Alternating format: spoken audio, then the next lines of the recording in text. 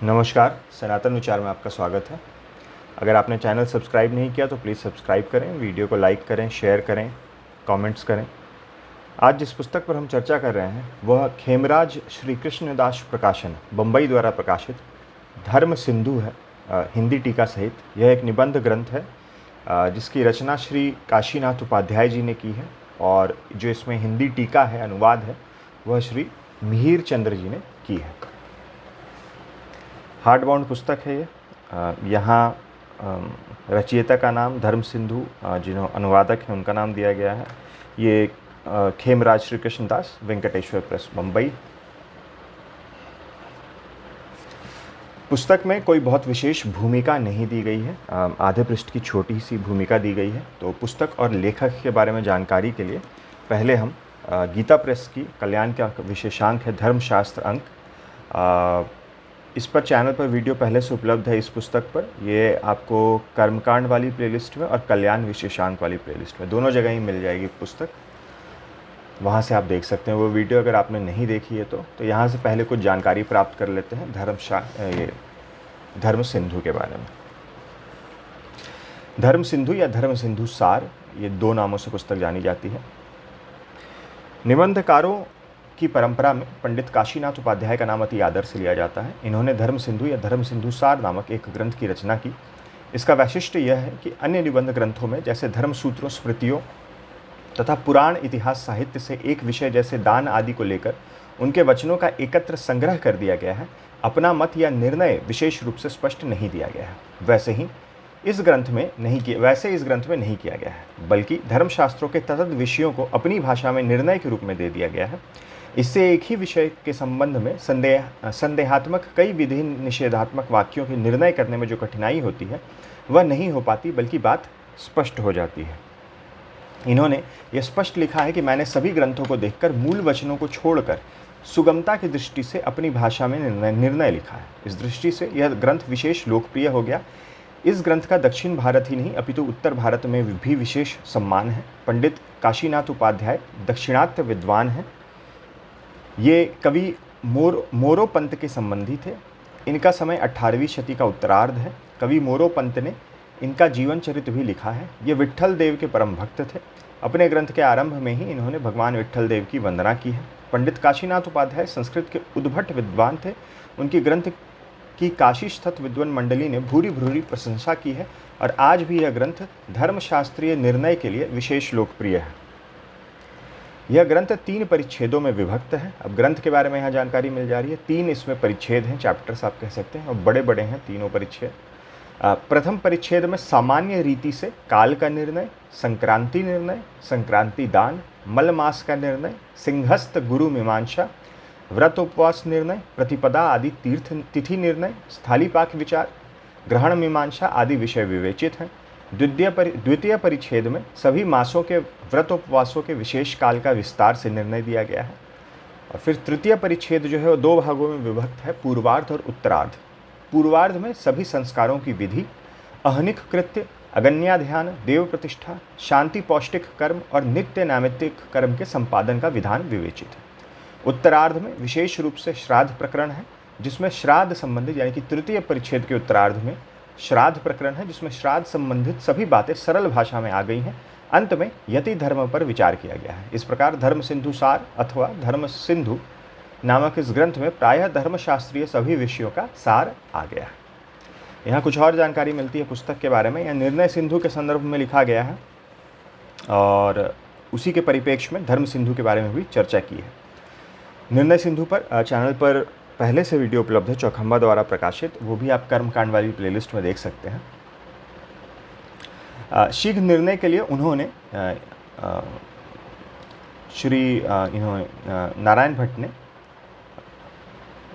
ने श्री कमलाकार भट्ट ने शीघ्र निर्णय के लिए सभी सार रूप में निर्णय सिंधु का निर्माण किया। यह ग्रंथ लोगों में बहुत मान्य हुआ, किंतु काशी के कुछ विद्वान निर्णय सिंधु के निर्णयों से कहीं कहीं कुछ असहमत से हुए। तो काशीनाथ उपाध्याय ने पूना से धर्म सिंधु का निर्माण कर काशी भेज दिया और यह निवेदन किया कि यदि यह विशेष उपयोगी हो तो इसे स्वीकार कर लिया जाए, अन्यथा गंगा जी में डुबा दिया जाए। पर सभी प्रांतों के निवास करने वाले काशीस्थ विद्वानों की परंपरा ने उसे पालकी में रखकर 4 दिन तक घुमाया और वह निर्णय के लिए मान लिया गया। इस प्रकार निर्णय सिंधु तथा धर्म सिंधु दोनों निर्णय के लिए बहुत महत्व के हो गए, परंतु यह परंपरा यही नहीं रुकी, फिर आगे अन्य ग्रंथों का उल्लेख किया गया है। तो निर्णय सिंधु और धर्म सिंधु जो है दोनों ही कर्म कांड संबंधित निर्णय के लिए बहुत ही महत्वपूर्ण ग्रंथ है। जैसा मैंने पहले बताया, निर्णय सिंधु पर चलचित्र पहले से उपलब्ध है कर्म कांड वाली प्लेलिस्ट में। अब ये पुस्तक देख लेते हैं। श्रीमद अनंतोपाध्याय सुनु काशी नाथोपाध्याय विरचित धर्म सिंधु, लांख ग्राम निवासी श्रीमन महामहोपाध्याय विद्वर पंडित श्री मिहिर चंद कृत भाषा टीका सहित, संस्करण अगस्त 2022, संवत 2079, मूल्य 800 रुपये है। खेमराज श्री कृष्णदास प्रकाशन, बम्बई।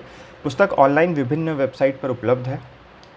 जितनी वेबसाइट पे मेरी नज़र पड़ी, कई सारी पुस्तकें मैं मंगवा रहा था उस समय कर्म कांड की। अभी जो पिछली भी आपने 2 पुस्तकें देखी हैं, पौरोहित्य कर्म पद्धति और यज्ञ दीपिका, उसके अलावा धर्म सिंधु, व्रतराज, अन्य भी पुस्तकें, तो ये सभी पुस्तकें मैंने एक लॉट में ही भारतीय विद्या की वेबसाइट से मंगवाई हैं। सभी एग्जॉटिक इंडिया पर भी उपलब्ध थी, लेकिन वहाँ हर पुस्तक का शिपिंग चार्ज अलग लगता है, और भारतीय विद्या पे थोड़ा डिस्काउंट वगैरह भी उपलब्ध था हर पुस्तक पे। ये वेंकटेश्वर प्रेस की पुस्तक में कुछ खास डिस्काउंट नहीं था, फिर भी थोड़ा बहुत था।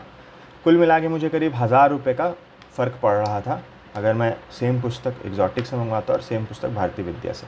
मुख्य कारण डिस्काउंट जो थे वो, और उसके अलावा एग्जॉटिक पे चूँकि शिपिंग चार्ज ज़्यादा हो जाता है, हर पुस्तक का अलग से लगता है, चाहे वो पुस्तकें एक ही जगह से आ रही हैं, तो उस कारण से दाम में अंतर था। तो मैं भारतीय विद्या का ही लिंक जो है वो डाल दूंगा। ऐसे आप मंगवाना चाहें तो अमेज़ॉन पे भी शायद उपलब्ध होनी चाहिए पुस्तक, आप वहाँ भी सर्च कर सकते हैं, एग्जॉटिक इंडिया पे भी देख सकते हैं, जो भी आपके लिए सुलभ हो। ये भूमिका है पंडित श्री मिहिर चंद्र शर्मा जी द्वारा।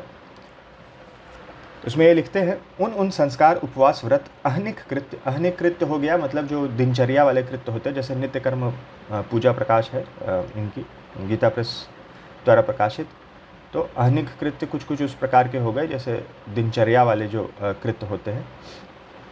अग्निहोत्र, श्रौत कर्म, स्मार्त कर्म, उसके अंतर्गत आपको ब्रह्म यज्ञ और ये सब पंचमहायज्ञ, संध्योपासन, ये सब अहनिक कृत्य के अंतर्गत आ जाते हैं। श्राद्ध कर्म और स्मार्त कर्म पुरुष का अंतःकरण और देह आदि की शोधकता, सत आचार की प्रतिपादकता और दोनों लोगों की शुद्धि के उत्पन्नता सर्वजनों को प्रसिद्ध है। इसलिए संस्कार आदि मुहूर्त, समय, देश, काल, कर्तव्यता इत्यादि का बोधक धर्मशास्त्र ग्रंथ आवश्यक है। इसी कारण अनेक महर्षियों की निर्माण की हुई स्मृतियों के वाक्यों को अनुसरण करके विद्वरों ने निर्णय सिंधु, अपराध आदि ग्रंथ संग्रह किए हैं। उन कुछ ग्रंथों के अति विस्तृत होने से और कुछ के अति कठिन होने से अल्प विद्वानों को बिना प्रयास के अभिष्ट बोध नहीं हो सकता। इसलिए विद्वदर काशीनाथ जी ने धर्म सिंधु नामक यह धर्मशास्त्र का सरल ग्रंथ इस शैली से रचा है कि जिससे निर्णय सिंधु के गूढ़ अर्थों को साधारण विद्वान भी सुगमता से जान सके। तो निर्णय सिंधु के गूढ़ अर्थों को इन्होंने लिखा है। तो पुस्तक का आधार निर्णय सिंधु काफ़ी हद तक है। कई जगह निर्णय सिंधु का उल्लेख आएगा, कुछ जगहों पे निर्णय सिंधु के निर्णय से एग्री नहीं कर रहे हैं, कहीं पर निर्णय सिंधु से एग्री कर रहे हैं और स्पष्ट रूप से लिख दिया गया है कि ये चीज़ अब निर्णय सिंधु के अनुसार यहाँ पर दी जा रही है, प्रेजेंट की जा रही है। लेकिन निर्णय सिंधु के अलावा भी अनेकानेक जो है निबंध ग्रंथ जो हैं उनका उल्लेख पुस्तक के अंदर आया है, और कहीं एग्री कर रहे हैं, कहीं नहीं कर रहे हैं, कहीं अपना निर्णय प्रस्तुत कर रहे हैं, उस प्रकार से है, जिससे निर्णय सिंधु के गूढ़ अर्थों को साधारण विद्वान भी सुगमता से जान सके। इसके बोध के लिए भी संस्कृत ज्ञाता ही होने के कारण भाषा मात्र के जानने वालों की अभिलाषा पूर्ति के लिए इसको भी कठिनता है, ऐसा अभिप्राय समझकर धर्म जिज्ञासु जनों के अर्थ श्री खेमराज श्रेष्ठी ने अपनी अनुमति मुझको दी कि इस ग्रंथ का भाषा अनुवाद होना उचित है, आप करें। इस प्रेरणा से मैंने यथामति भाषा अनुवाद करके विद्वानों के दृष्टिपथ में निवेदन पूर्वक उक्त श्रेष्ठी के समीप भेजा है। तो ये आधार था ग्रंथ का अनुवाद करने का। अनुवाद जो है उसकी शैली थोड़ी सी भिन्न है, थोड़ा सा पश्चिम की झलक आ जाती है। प्रारंभ में जब अध्ययन कर रहा था तो हल्का सा कठिनाई तो नहीं कह सकते हैं, बट थोड़ा एक अलग सा लग रहा था। लेकिन 20-50 पृष्ठ पढ़ने के बाद शैली पकड़ में आ गई थी, और ऐसी कोई कुछ कठिन नहीं है, बहुत ही सरल भाषा का प्रयोग किया गया है। बस एक आध शब्द जो हैं वो थोड़े से क्षेत्रीय हैं, क्षेत्रीय हिंदी का उसमें एक झलक सी आ जाती है। लेकिन उसमें कोई कठिनाई नहीं है। तो ये विषय सूची है, प्रथम परिच्छेद है। एक सार जो है वो अभी धर्मशास्त्र अंक से जब हमने देखा था वहाँ से प्राप्त हो ही गया है कि इसमें सामान्य निर्णय है काल का, तिथि का, जैसे संक्रांति निर्णय इत्यादि हो गया, मलमास निर्णय, नक्त व्रत, सिंहस्थ गुरु में वर्ज कर्म, सामान्य व्रत धर्म, फिर विभिन्न तिथियों का निर्णय, प्रतिपदा, द्वितीया, तृतीया, इस प्रकार से लेकर के चतुर्दशी तक। इसमें व्रत प्रयोग, एकादशी में भी विस्तार से निर्णय दिया गया है। चातुर्मास्य काल, पशु याग काल, पिंड पितृ यज्ञ के काल का निर्णय, काम्य नैमित्तिक आदि इष्टों के काल का निर्णय, ग्रहण में निर्णय, ग्रहण में मंत्र दीक्षा, पुरस्चरण विधि इत्यादि। फिर द्वितीय परिच्छेद है जिसमें विशेष निर्णय किया गया है व्रत और उपासना से संबंधित। मेष संक्रमण पुण्य काल, मत्स्य जयंती पक्ष, ये विभिन्न जयंती जो है अवतारों की जयंती, उन पर भी चर्चा की गई है। नवरात्र का आरंभ, रामचंद्र जी का आंदोलन व्रत, श्राद्ध फल निर्णय, गणेश जी का दमनक चतुर्थी, 10 अवतारों की जयंती, शुक्ल पंचमी में व्रत, अशोक कलिका, रामनवमी का निर्णय, इस प्रकार से कई सारे हैं। उमा अवतार, गंगा अवतार, दशहरा व्रत विधि, दशहरा, दश हरांग होम प्रयोग, गंगा स्तोत्र स्कांदोक्त, एक यह स्त्रोत भी यहाँ दिया गया है। फिर अब जैसे उपाकर्म है तो उपाकर्म भी विभिन्न शाखाओं के अनुसार अलग अलग दिए गए हैं। जैसे हिरण्यकेशियों का उपाकर्म, आपस्तंभों का उपाकर्म, बौधायनों का उपाकर्म, काणव मध्यांदिनों का उपाकर्म, सामवेदियों का, अथर्ववेदियों का। और ऐसा नहीं है कि केवल उपाकर्म दिए गए हैं, अन्य स्थानों पे भी जहाँ उपयुक्त हो वहाँ अलग अलग शाखाओं में जो नियम उनका अनुसरण किया जाता है उन सब का उल्लेख किया गया है। नागपंचमी व्रत, कन्या संक्रांति, मास कृत्य, जन्माष्टमी व्रत, इसमें भी जन्माष्टमी और जयंती, कृष्ण जयंती और जन्माष्टमी, इन पर बहुत ही विस्तार से विवेचना की गई है। गज छाया, आपको सन्यासियों के लिए महालय, मृत तिथि में सकृन महालय, महालय पक्ष, तो बहुत सारे इसमें व्रत और तिथियां जो विशेष रूप से उन पर निर्णय किया गया है। फिर तृतीय परिच्छेद है जहाँ पे सभी संस्कार आ जा रहे हैं श्राद्ध को छोड़ के। तो सभी संस्कार है और जब संस्कार कोई प्रस्तुत किए गए हैं तो उनसे संबंधित जो विषय हैं वो भी सब, उस पर भी चर्चा कर ली गई है। जैसे गर्भाधान संस्कार है तो गर्भाधान संस्कार पर तो चर्चा की ही गई है। और फिर रजस्वला से संबंधित जो भी विशेष नियम हैं या जो भी उनसे रजस्वला से संबंधित जो है मटेरियल है वो भी इसमें कवर कर लिया गया है। उसके अलावा दत्तक पुत्र हो गया, अगर किसी को बालक बालिका नहीं हो रहे हैं तो उस संदर्भ में दत्तक पुत्र के जो नियम हैं या पुत्री के जो नियम हैं वो सारे उन सब की भी चर्चा कर ली गई है। तो गर्भाधान में जो है वो शिशु संबंधित जितने भी चीज़ें हैं वो सब गर्भाधान के ही साथ साथ आगे पीछे कर ली गई हैं। फिर जो सभी संस्कार हैं वो इसके अंतर्गत आ गए हैं। जात कर्म, सीमांतोयन, पुंशवन, उपनयन, विवाह का भी बहुत विस्तार से इसमें चर्चा है। और इनसे संबंधित सभी चीज़, काल निर्णय इत्यादि, समावर्तन, तो ये पूर्वार्ध में है। मंडप का बनाना, यज्ञ वेदी वगैरह पे भी टिप्पणी इत्यादि सब इसमें दे दी गई है। और ये परिच्छेद उत्तरार्ध है।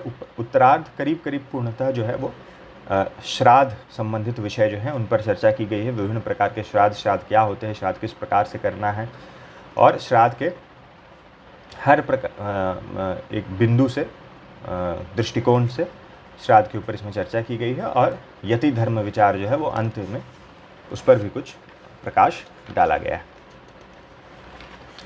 यहाँ से पुस्तक प्रारंभ हो रही है, धर्म सिंधु भाषा टीका समेत। एक बड़े बोल्ड फॉन्ट में मूल संस्कृत है और नीचे यहाँ उससे छोटे फॉन्ट में हिंदी का अनुवाद है। हिंदी के अनुवाद का भी फॉन्ट साइज़ ठीक ठाक है, पढ़ने में कोई दिक्कत नहीं है, इसको भी बोल्ड ही कह सकते हैं। और प्रिंट की क्वालिटी ओवरऑल अच्छी है, बड़ी पुस्तक है। कुल पृष्ठ इसमें हैं आपको 18 पृष्ठों में ये विषय सूची और भूमिका, कवर पेज इत्यादि है। और फिर 800 पृष्ठों में ये पुस्तक है अनुवाद सहित। मूल्य 800 रुपये है। कुछ थोड़ा बहुत डिस्काउंट था भारतीय विद्या की वेबसाइट पे, वो मुझे ध्यान नहीं है, लिंक मैं डाल दूंगा, आप वहाँ जाके देख सकते हैं। ओवरऑल प्रिंट की क्वालिटी अच्छी है, एक आध जगह बस कोई अक्षर मिटा हुआ है या नीचे से थोड़ा सा कटा हुआ है, वो भी गिने चुने 1 या 2-3 स्थानों पे है, उससे अधिक नहीं है। पढ़ने में कहीं किसी प्रकार की कठिनाई नहीं आएगी। अब किस प्रकार से दिया गया है, कुछ बिंदु मैं यहाँ पे पढ़ के आपको सुना दूँ। अब जैसे यहाँ पर सामान्य व्रत धर्म जो है उन पर चर्चा की गई है। अब क्या 8 चीज़ें हैं जो व्रत को नष्ट नहीं करती, उसकी यहाँ पर चर्चा की गई है। गंध आदि उबटना, तांबुल अनुलेपन, इनको वर्ज दे। सुहागिन स्त्रियों का सौम्य व्रत में उबटना और तांबुल आदि वर्जित नहीं है, क्योंकि यह वचन है कि ये 8 व्रत को नष्ट नहीं करते, कि जल, मूल, फल, दूध, हवि, ब्राह्मण की इच्छा, गुरु का वचन और औषधि, इनका अनुसरण करने से, इनका पान करने से यह व्रत को नष्ट नहीं करते। जल, मूल, फल, दूध, हवि, ब्राह्मण की इच्छा, गुरु का वचन और औषधि, दवाई। फिर यहाँ प्रतिनिधियों के बारे में बताया गया है। व्रत नियम आदि भंगे प्रायश्चितम, अगर व्रत नियम भंग हो जाए तो उसमें प्रायश्चित क्या है। अगर नहीं व्रत करने में कोई असक्षम है तो प्रतिनिधि से करवाए। तो प्रतिनिधि कौन हो सकता है? पुत्र, पत्नी, भर्ता, भ्राता, पुरोहित, मित्र, ये प्रतिनिधि होते हैं। इस प्रकार से यहाँ बताया गया कि भविष्य क्या होते हैं।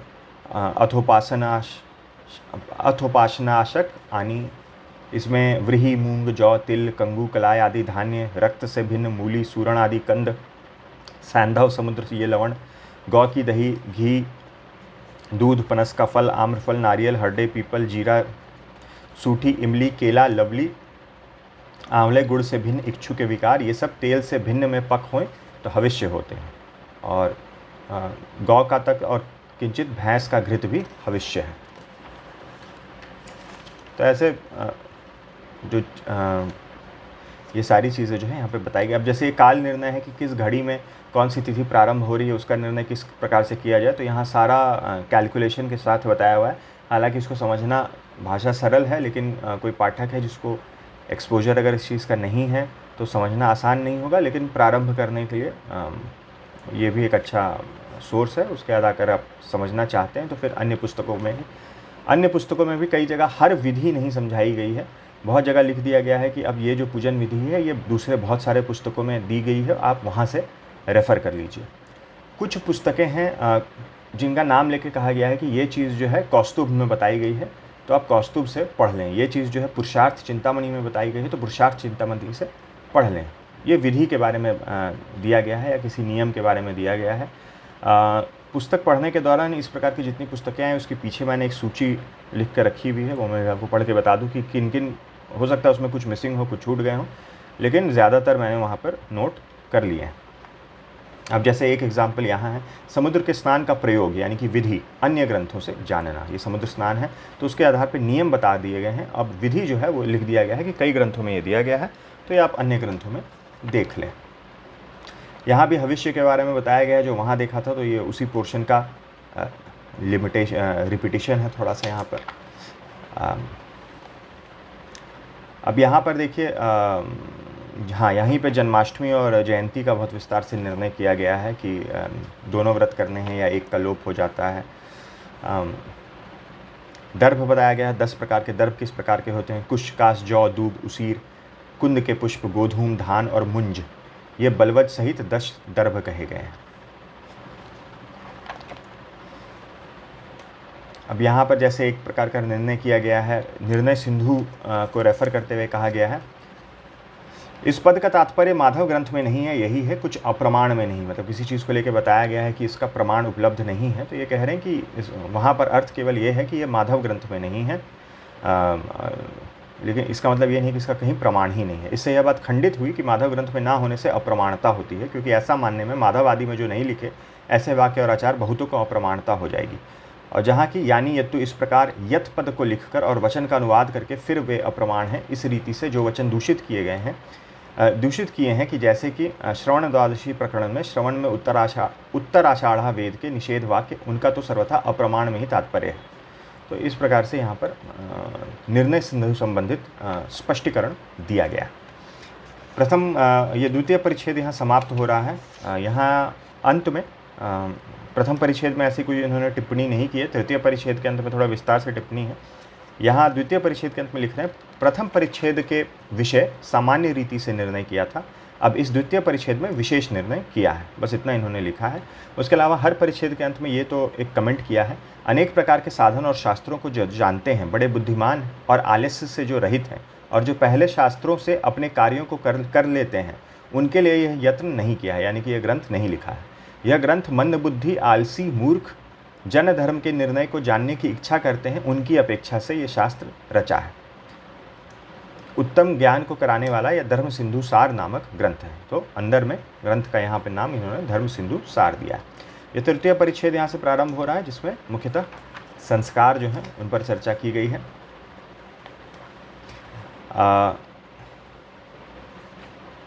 अब यहाँ पर एक बात बताई गई है, पुंसवन, गर्भाधान और सीमंतोनयन ये स्त्री के संस्कार हैं, गर्भ के संस्कार नहीं है, इसलिए इसे प्रति गर्भ में करने की आवश्यकता नहीं है।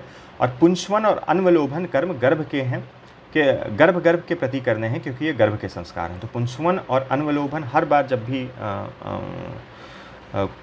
जो है स्त्री कोई गर्भवती हो तो हर गर्भ के लिए करना होता है। और गर्भाधान और सीमंतोनयन ये स्त्री के संस्कार हैं, तो इसको हर गर्भ में नहीं करना है, इसको केवल एक बार करना है। प्रति गर्भ ना करें, किंतु प्रथम गर्भ के विषय ही इनको करें। तो ये एक ऐसी जानकारी मुझे ध्यान नहीं है कि पहले किसी ग्रंथ में मैंने देखी हो, या हो सकता है देखी हो तो नोटिस ना किया हो।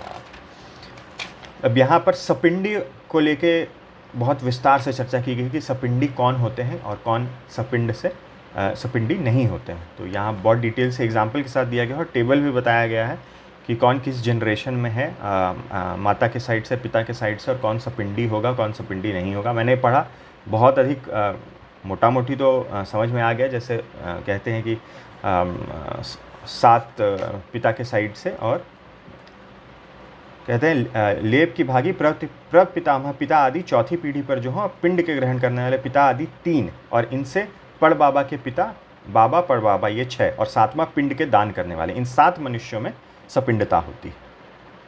तो ऐसे तो ये समझ में आ गया, लेकिन ये जो कैलकुलेशन है ये थोड़ा ध्यान से पढ़ने पर ही ये एग्जाम्पल जो दिया गया है वो समझ में आएगा। यहाँ से संस्कार के अंतर्गत ही अत अहनिक प्रारंभ, अब अहनिक कृत्य प्रारंभ हो रहे हैं, जिसमें लिखा गया है, अब दिन और अनाथों के ऊपर जो दया, उसके समुद्र जो श्रीमान नाथ जी महाराज के चरण कमल, उनका वारंवार स्मरण करके अहनिक कृत्य की विधि कहता हूँ।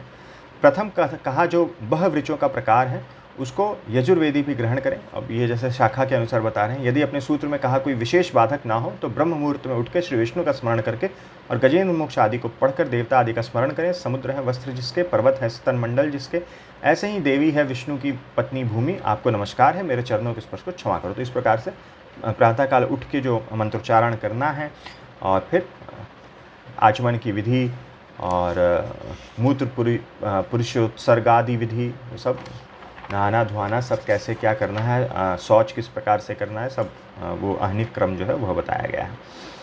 एक और यहाँ जानकारी मिलती है, षडंग न्यास के संदर्भ में यहाँ एक टिप्पणी की गई है। हालांकि आगे षडंग न्यास को भी कुछ विधियों के अंतर्गत बताया गया है, लेकिन यहाँ पर एक टिप्पणी है, इस षडंग न्यास को करें व ना करें, क्योंकि ये मतलब ऑप्शनल बताया गया है। न्यास की विधि अवैदिक है।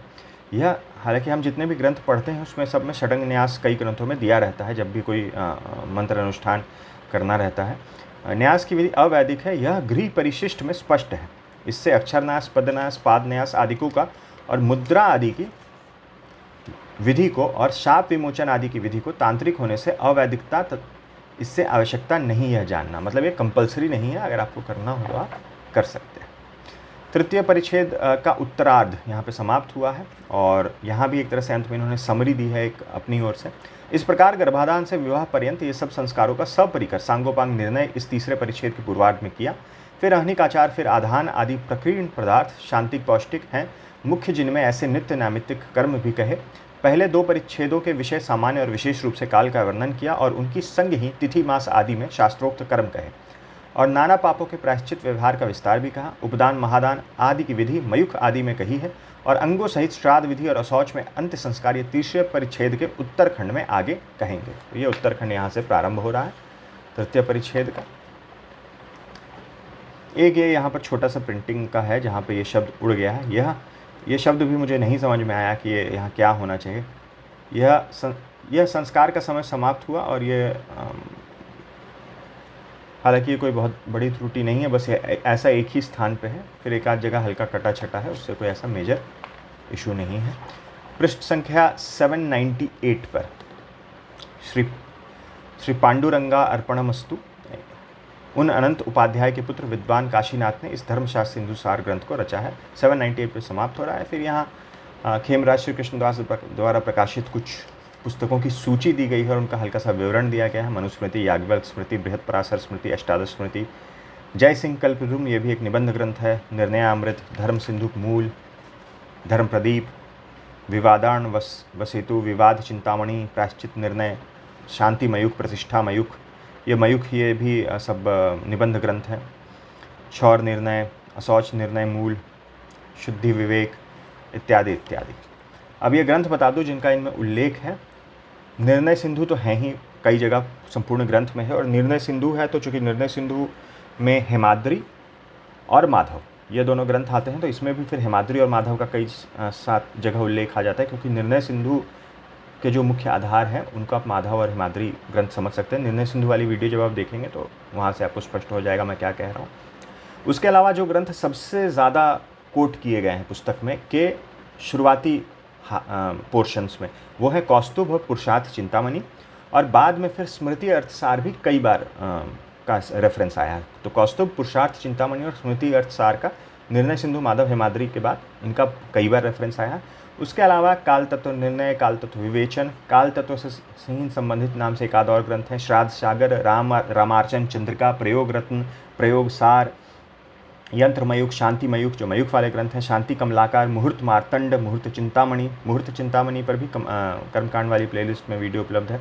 राज मार्तंड, प्रयोग पारिजात, गृह अग्निसार, फिर चतुविंशत और षड्विंशत नाम से भी कुछ ग्रंथ हैं। शूद्र कमलाकार, नागोजी भट्ट, थम्बकीय, त्रिंशत श्लोकी, अंत्येष्टि पद्धति इत्यादि। ये जो कौस्तुभ नाम की ग्रंथ है, ये पहले मैं कंफ्यूज था कि किस कौस्तुभ का यहाँ रेफरेंस आ रहा है, क्योंकि कभी प्रतीत हुआ कि कोई जनरल ग्रंथ है, कभी हुआ कि लग रहा था कि कोई स्पेसिफिक एक जगह बौधायन का भी नाम आया, एक जगह ऐसा भी लिखा हुआ है जैसे कि जिसे वो पढ़ के लगी कई कौस्तुभों का रेफरेंस है। तो वो फिर मैं जब धर्मशास्त्र अंक पढ़ रहा था तो पता चला कि 7 पुस्तकों का सेट है, एक लेखक उनके एक ही हैं, वो कौस्तुभ नाम से जाने जाते हैं। तो उन्हीं ग्रंथों का यहाँ कौस्तुभ नाम से मेरे ख्याल से रेफरेंस है। तो ये थी कुछ जानकारी खेमराज श्री कृष्णदास द्वारा प्रकाशित धर्म सिंधु ग्रंथ के बारे में। वीडियो देखने के लिए बहुत बहुत धन्यवाद। मिलते हैं अगले वीडियो में।